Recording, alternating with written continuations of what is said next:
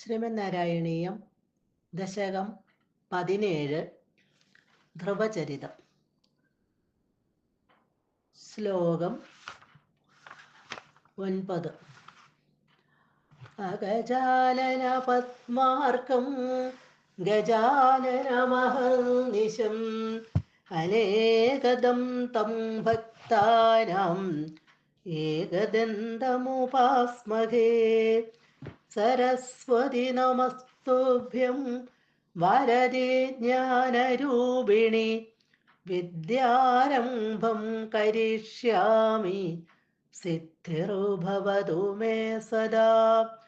ഗുരുർബ്രഹ്മാ ഗുരുർവിഷ്ണുർഗുരുർദേവോ മഹേശ്വര ഗുരുഃ സാക്ഷാത് പരം ബ്രഹ്മ തസ്മൈ ശ്രീ ഗുരവേ നമഃ. ഓം നമോ ഭഗവതേ വാസുദേവായ.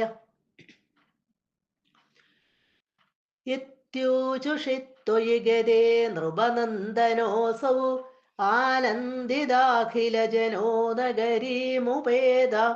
രേമേ ചിരം ഭവദനുഗ്രഹപൂർണകാമ താദേ ഗതേ ച വനമാതൃതരാജ്യഭാര. കഴിഞ്ഞ ശ്ലോകത്തിൽ നമ്മൾ കണ്ടു, ഭഗവാനെ നന്നായിട്ട് സ്തുതിച്ച ആ ധ്രുവകുമാരന് ഭഗവാൻ അനുഗ്രഹങ്ങൾ കൊടുക്കുന്നത്. അവൻ്റെ അന്തർഗതം മനസ്സിലാക്കിയിട്ട്, അവൻ്റെ ഉള്ളിൽ എന്താണ് ആഗ്രഹം എന്ന് മനസ്സിലാക്കിയിട്ട് ഭഗവാൻ ധ്രുവനോട് പറഞ്ഞു, അല്ലയോ ധ്രുവ, വളരെ കാലം നീ രാജാവായിട്ട് രാജ്യം ഭരിച്ച് എല്ലാ സുഖങ്ങളും അനുഭവിച്ച് അതിനുശേഷം എല്ലാ സ്ഥാനത്തെക്കാളും മികച്ചതും ഒരിക്കലും മടക്കമില്ലാത്തതുമായ ആ സ്ഥാനത്തെ, ധ്രുവപദത്തെ നീ പ്രാപിച്ചു കൊള്ളുക. ഇങ്ങനെ ഭഗവാൻ ധ്രുവനെ അനുഗ്രഹിച്ചു.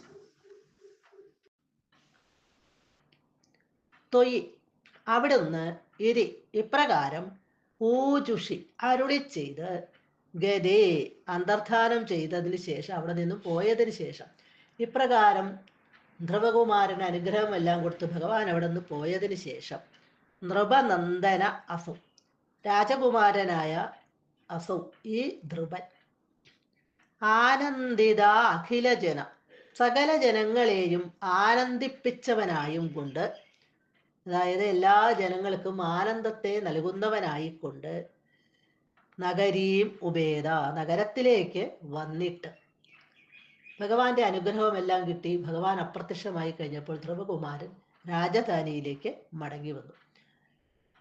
അവിടെ വന്നിട്ട് അവിടെയുള്ള ജനങ്ങൾക്കെല്ലാം രാജാവിനുൾപ്പെടെ വളരെയധികം സന്തോഷമായി ധ്രുവകുമാരൻ തിരിച്ചു വന്നപ്പോൾ. താതേ എന്നിട്ട്, താതേ വനം ഗതേ, ഇവിടെ അച്ഛൻ വാനപ്രസ്ഥാശ്രമം സ്വീകരിച്ചപ്പോൾ, വനത്തിലേക്ക് പോയപ്പോൾ ധ്രുവകുമാരൻ പിന്നീട് രാജകൊട്ടാരത്തിൽ വളർന്നു. വലുതായി കഴിഞ്ഞപ്പോഴത്തേക്കും രാജാവ് രാജ്യഭാരം ധ്രുവനെ ഏൽപ്പിച്ചിട്ട് വാനപ്രസ്ഥത്തിനായിട്ട് വനത്തിലേക്ക് തപസ് ചെയ്യുവാനായിട്ട് പോയി.